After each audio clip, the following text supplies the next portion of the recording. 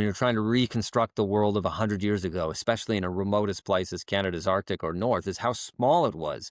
It's like you're a Mountie there. There is no backup. You can't grab your phone and call for backup.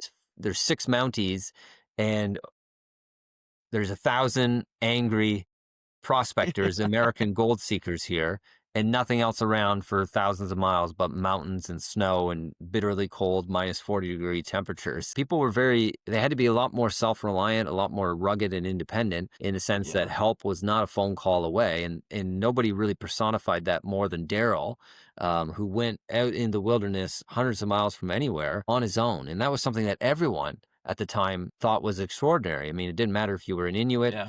Dene, Gwich'in, French-Canadian fur trapper, American gold seeker. Everyone kind of traveled in groups. They had friends or partners or families. But Darrell was known, even in his own time, as the lone wolf, this mysterious wanderer who just would disappear. There he goes. He's out on snowshoes. And then like 6 months later, they'd hear that he was on Hudson's Bay. And they're like, how'd you get to Hudson's Bay? I walked. Um, he I developed walked. he developed this extraordinary reputation. He's credited with saving the lives of hundreds of sailors who get frozen into the Arctic Ocean. They're trapped in the Arctic ice in the Beaufort Sea during the very cold winter of 1906. They'd gone up there to hunt whales, but they couldn't get south in time because the sea froze solid. And they had enough provisions to last for a while, but they were running low and they couldn't get out. Now, there's no way for them to just, come south.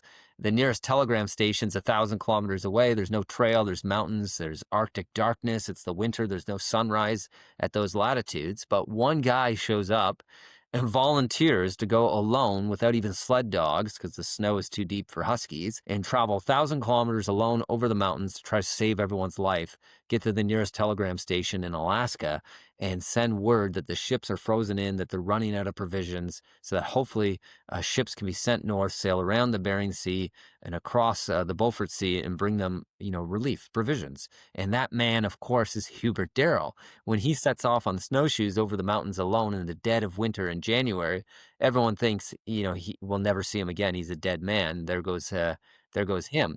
But he travels with almost superhuman strength, stamina, and speed because he knows literally lives are hanging in the balance.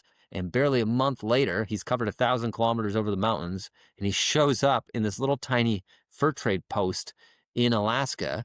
And he comes out of the mountains. I mean, you can barely imagine it. Windswept face, frostbit, huge beard, long hair. This wild guy on snowshoes, encrusted in The ice. Yeti. They think he's a phantom. Yeah, like this. Yeah. What is this ghost? And he says, here are the dispatches from the whaling captains. They're frozen into the sea. There's not a moment to lose. Send out word. And he rests barely a couple of weeks. They give him word back from the telegram station. He says, okay, now I'll go back all the way to the ships, 1,000 kilometers again, and let them know that I got word out and everything's going to be okay. So, I mean, that's the extraordinary story that is Hubert Darrell, this legend who, again, was highly admired and respected in the North, across the North in his own time, but had been forgotten about by history. This story is just hearing it now. I'm even more excited to get the book and read it because this is exactly what I thirst for. I read another upcoming review that this book is you nailing everything else that you've done so far into one big, amazing volume that is Vanished Beyond the Map. They Yes. tried to bring the real hero to light. And Hubert Darrell is sort of like that as well. I mean, I couldn't even tell you everything that happened in this book. He gets in a fight in the Arctic in the middle of nowhere with a British aristocrat. Another guy who tried to hire him as a guide, a very wealthy sport hunter from New York called Henry Radford. He hears of Darrell's legendary reputation, and he says, I don't care what the price is. I'm going to hire you as my guide. I want you to lead me into the Arctic. I'm a big game hunter. And Darrell says, I don't want anything to do with you. He thinks he's really green and arrogant and won't take him in the Yukon. And that same year that Darrell disappears, Radford goes into the Arctic and he ends up murdered. He gets his throat slit.